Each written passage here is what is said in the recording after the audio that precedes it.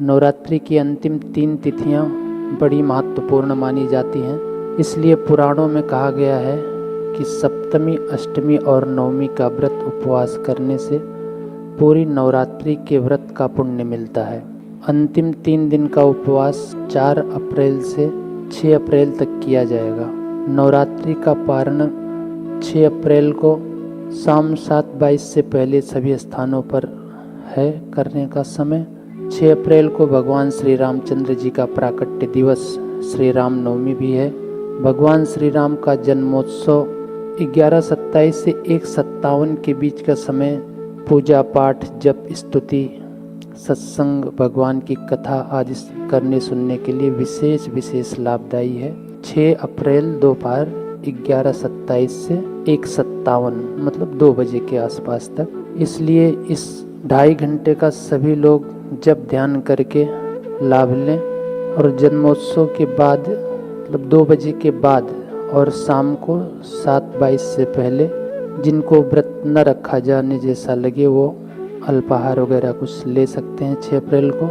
वैसे शास्त्रों में रामनवमी व्रत की बहुत महत्ता मिलती है। तो 10वीं तिथि को तो व्रत का पारना उतना हितकर नहीं माना जाता, लेकिन रामनवमी व्रत होने से इसका प्रभाव विशेष हो जाता है। तो इसलिए नवमी को जो व्रत खोलने का अपन बताते हैं वो 10वीं को भी रामनवमी का व्रत करके भी खोल सकते हैं। कोई वृद्ध हो, अस्वस्थ हो, न कर सकें वो 6 तारीख को खोल लें। बाकी जिनको सामर्थ्य हो उसका लाभ जरूर लें। शास्त्रों में रामनवमी व्रत की बहुत महत्ता मिलती है। तो जो लोग उसका लाभ लेना चाहते हैं वे लोग अन्न न खाएं। हमने पूज्य बापू जी के सत्संग में सुना था, ऋषि प्रसाद में भी छपा है। बापू जी बताते हैं रामनवमी के अवसर पर जो उपवास नहीं करता उसको शास्त्रों ने लताड़ा है।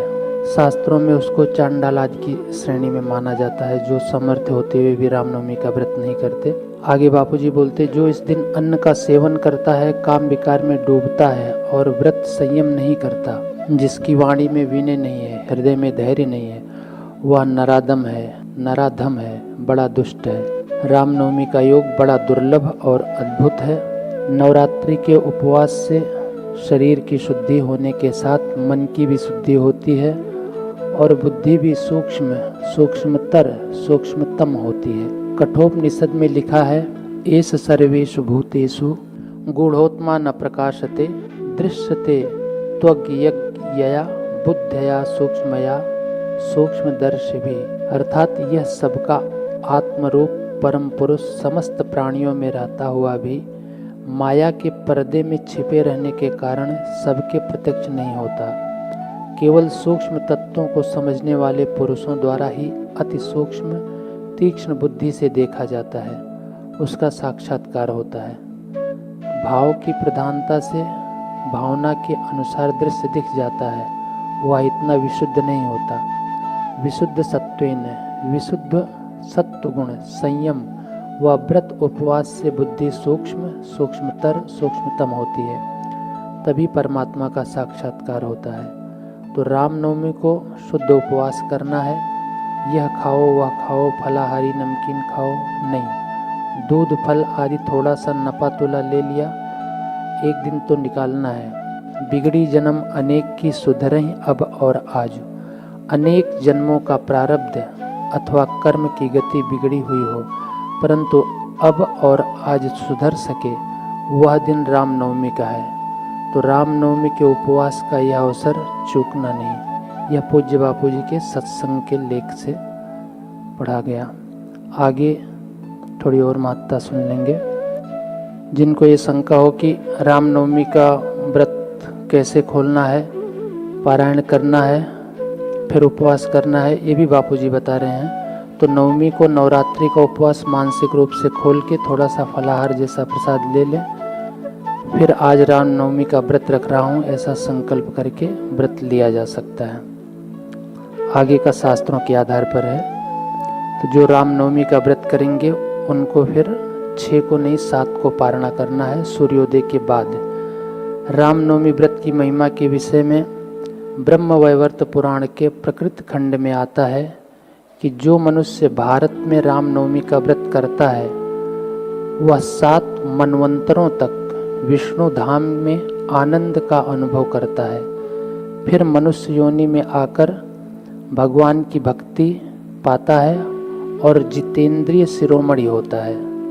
जो धाम भगवान का बड़ी तपस्या अश्वमेध जैसे बड़े यज्ञ आदि करने पर मिलता है, वह केवल रामनवमी के व्रत उपवास से मिल जाता है, और वह भी कोई 1-2 दिन या 1-2 वर्ष तक नहीं, अभी तो कहा गया है कि 7 मनवंतर तक विष्णु धाम में आनंद का अनुभव करता है। 7 मनवंतर कितने वर्षों का होता है? 2 अरब 14 करोड़ 70 लाख 40 हजार वर्ष का। इतने एक रामनवमी का व्रत उपवास जप और रात्रि जागरण करने वाला विष्णु धाम में 2 अरब 14 करोड़ 70 लाख 40 हजार वर्ष तक आनंद पूर्वक रह सके, इतने अधिक पुण्य फल का अधिकारी हो जाता है। उसका इतना पुण्य फल संग्रह हो जाता है। साधकों को तो लोकांतर में आनंद पाने का इंतजार करना नहीं है। पूज्य गुरुदेव कहते हैं कि मरने के बाद नहीं, जीते जी आत्मानंद पाना है।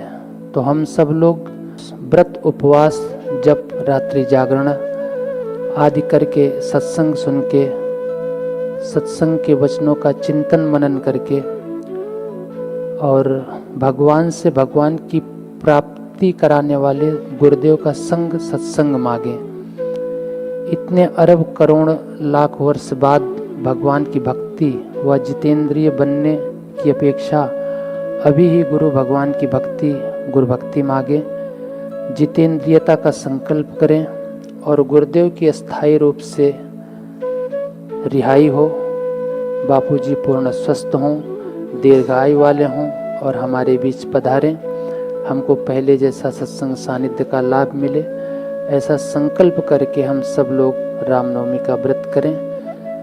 जिनको बिल्कुल संभव ना हो सके वे ही कुछ ग्रहण करें, तो भी अन्न तो नहीं खाना चाहिए। जहाँ तक हो सके अन्न से बचें, फलाहार कर लें और व्रत उपवास का लाभ लें। तो अंतिम 3 तिथियाँ 4, 5 और 6 तारीख को सप्तमी, अष्टमी और नवमी का 3 दिन का व्रत किया जाएगा।